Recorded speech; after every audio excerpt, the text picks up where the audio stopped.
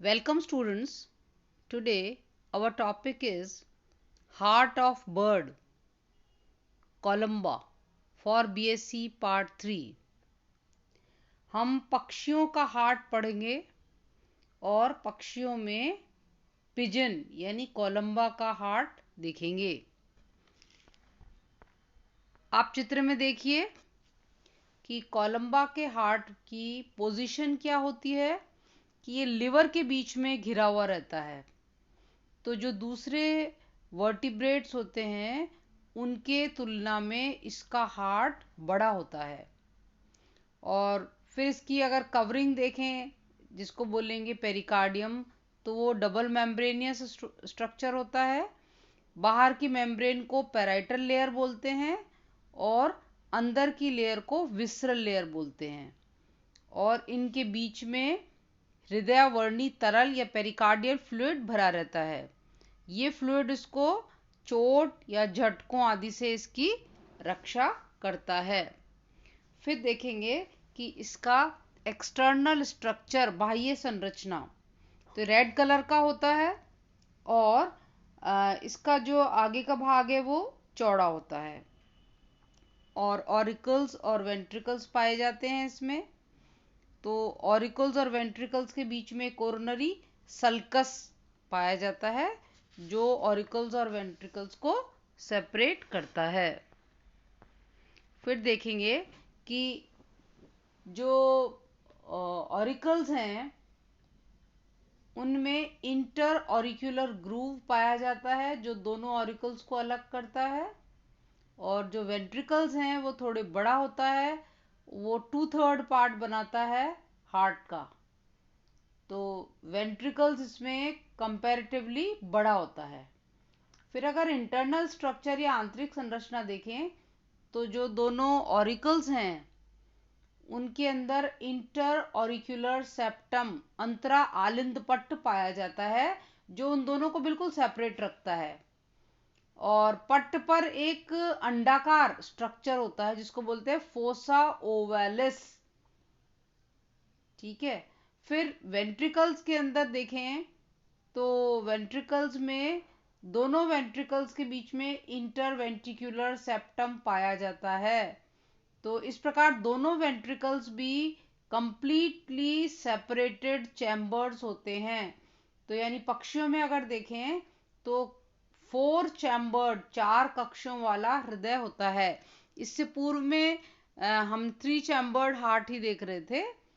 और फिर हम देखेंगे ऑरिकल्स के बारे में। तो जो ऑरिकल्स हैं जिनको बोलते हैं आलिंद, तो जो दायां आलिंद है, राइट ऑरिकल, वो कंपैरेटिवली बड़ा होता है।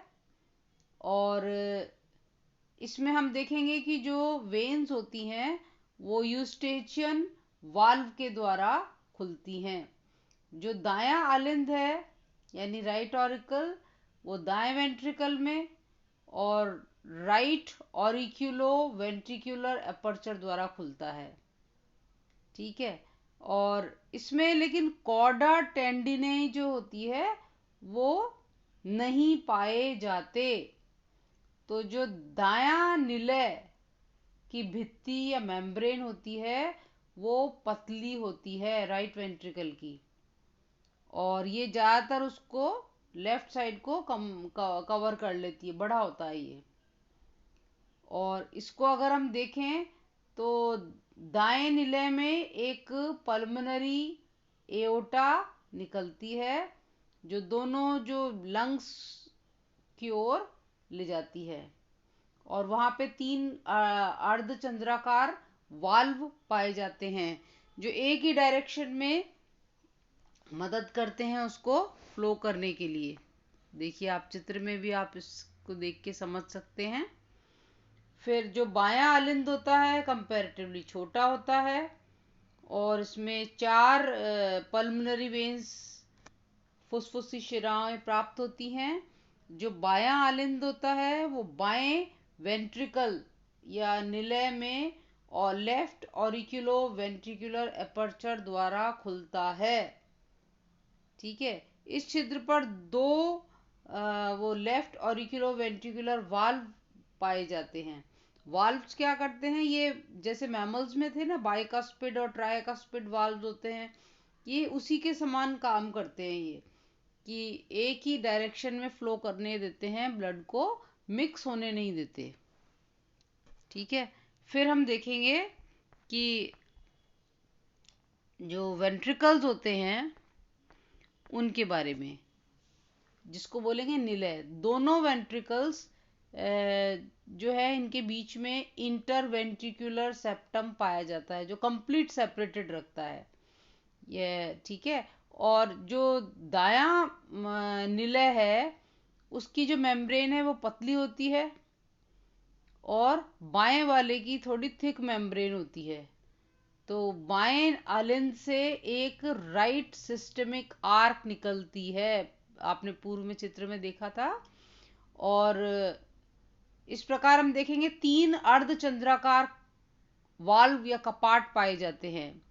तो मेंढक और छिपकलियों में जो पाए जाने वाला बायां धमनी चाप पक्षियों में नहीं पाया जाता।